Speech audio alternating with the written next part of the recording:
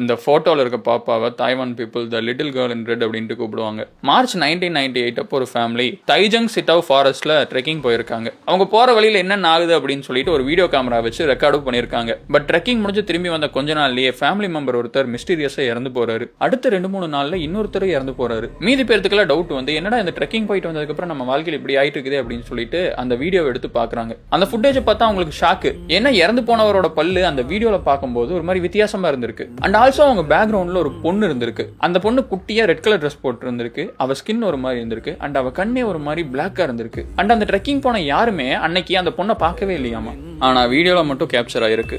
இவங்கெல்லாம் வந்துட்டு அந்த பொண்ணு ஒரு டீமன் அப்படின்னு சொல்லி நினைச்சுக்கிட்டு அங்கிருந்து ஒரு லோக்கல் டிவி சேனலுக்கு இந்த ஃபுட்டேஜ் அனுப்பி வைக்கிறாங்க. அந்த டிவி சேனல்ல வந்துட்டு ஒரு கோஸ்ட் ஷோ மாதிரி பண்ணுவாங்க, ரியல் லைஃப் கோஸ்ட் ஸ்டோரிஸ் எல்லாம் வச்சுக்கிட்டு. அதே மாதிரி இந்த ப்ரொடியூசர் இந்த கிளிப்பை பார்க்கும்போது அவருக்கு இது மேலே நம்பிக்கையே இல்லையாமா. ஏன்னா யூஸ்வலா கோஸ்ட் அப்படின்னா ஷேடோவி ஃபிகர்ஸ்ல தான் இருக்கும். இதுல வந்துட்டு ஏதோ பொண்ணோட உருவத்தில் இருக்குது, ஸோ இது ஏதாச்சும் ஒரு பொண்ணா இருக்கும் அப்படின்னு சொல்லிட்டு அந்த ஊருக்கு போய் விசாரிக்கிறாங்க. விசாரிச்சு பார்த்தா அந்த ஊருக்காரங்க யாருமே வந்துட்டு இந்த பொண்ணை பார்த்ததே இல்லை அப்படிங்கிற மாதிரி சொல்றாங்க. சரி இதை பப்ளிஷ் பண்ணுவோம் அப்படின்னு சொல்லிட்டு முடிவு பண்ணிட்டு எடிட்டர் கிட்ட கொடுக்குறாங்க. எடிட்டர் அந்த வீடியோ எடிட் பண்ணும்போது சில நேரம் வந்துட்டு அந்த ஃபுட்டேஜ்ல வந்துட்டு அந்த பாப்பா இருக்க மாதிரி தெரியுமாமா. அதே ஃபுட்டேஜை ரீவைண்ட் பண்ணி பார்க்கும்போது அந்த பாப்பா இருக்காதாமா. இவர் ஒரே குழப்பமாயிட்டு வீட்டுக்கு கிளம்பி போயிருக்காரு. அங்க ஏதோ ஒரு சவுண்ட் கேட்டிருக்கு. என்னன்னு போய் பார்த்தா அவரோட சோஃபா மேல இந்த பாப்பா உட்காந்து இருந்துச்சாமா. இதை பப்ளிஷ் பண்ணதுக்கு அப்புறமா இன்னும் நிறைய பேர் நானும் இந்த பொண்ணை பார்த்தேன், எங்க வீடியோல இந்த மாதிரி பொண்ணு வந்துச்சு அப்படின்னு சொல்லியிருக்காங்க. இன்னைக்கு வரைக்கும் தாய்வான்ல சில மக்கள் வந்துட்டு இந்த பொண்ணை நினைச்சு பயந்துட்டு இருக்காங்க. அந்த ரூட்ல வந்துட்டு யாருமே போறது இல்லையாமா. இதை பத்தி ஒரு 3-4 பேய் படங்கள் கூட எடுத்திருக்காங்க. அந்த படத்துல நடிச்ச ஆக்டர்ஸ் கூட நாங்க இந்த படத்தை நடிக்கும் போது ஒரு மாதிரி சூப்பர் நேச்சுரலா ஃபீல் பண்ண அப்படிங்கிற மாதிரி சொல்லியிருக்காங்க. ஸோ இதை பத்தி நீங்க என்ன நினைக்கிறீங்க? இந்த லிட்டில் கேர்ள் இன் ரெட் அப்படிங்கிறது ஒரு உண்மையான கதையா